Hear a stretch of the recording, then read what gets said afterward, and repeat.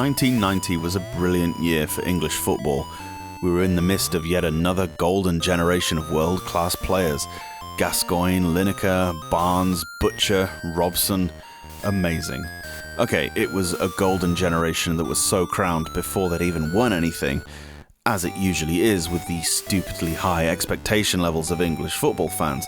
However, we did get to the semi-finals of the World Cup, which is something we've barely come close to since.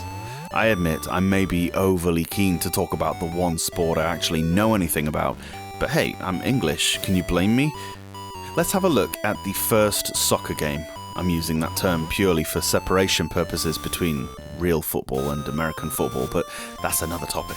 Except that if you're an English person in 1990, you couldn't, because we didn't get this game here. So you go to the main game. I say main game, there's only one game mode. You can play a single match, no tournament, no league, nothing. Well, alright, if the mechanics and gameplay are alright, then we can overlook that. You next see the team selection screen.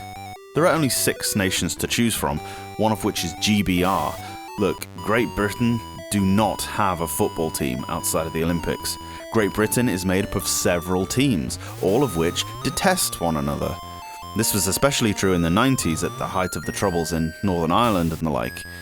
Well, alright, perhaps Japanese developers didn't have consultants that would inform them of this little subtlety. Never mind, I'll pick GBR anyway. Oh wait, you're saying I have to be the USA? Well, alright, it's probably just a superficial difference anyway.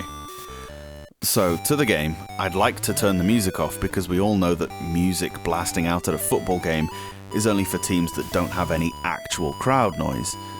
You can't turn it off. Well, alright, I'll just turn the volume off. The sound effects probably aren't that good anyway. As you can tell, I'm trying to give this game a lot of leeway, but we haven't even kicked off yet and it's already 4-0 down. You get given the kickoff, but I've yet to actually manage to pass the ball to a teammate from one. You supposedly press A to pass, but your players kick the ball as would a 2-year-old who's just starting to run.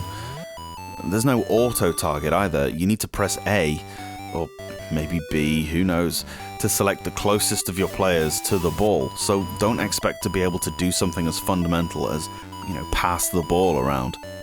B makes your player fall over. I think it's supposed to be a slide tackle, but they just fall over and stay that way for about 20 seconds. Think Richarlison. Your goalkeeper is controlled by your movement inputs, which is fine to a point, except when the opponent toddles inexplicably past your last defender, who's probably lying on his back with his legs in the air. The goalkeeper is somewhere down near the corner flag. I think there's an opposition goalkeeper in the game, but that's merely supposition. I've never seen the guy. There's so gosh darn much wrong with this game, but I have limited page space. I'll just give a handful more dishonorable mentions of aspects that upset me. The timer counts down from 45 instead of up from 0. Have the developers never seen a televised football match? The halves last like 10 minutes, which is too long even for a good football video game. The referee looks like Elvis. The little crosses on the pitch, I don't even know what they're supposed to represent. The goal and the lines on the pitch are in the wrong proportions to each other.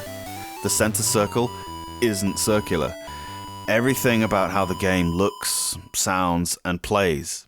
The box art, the title of the game.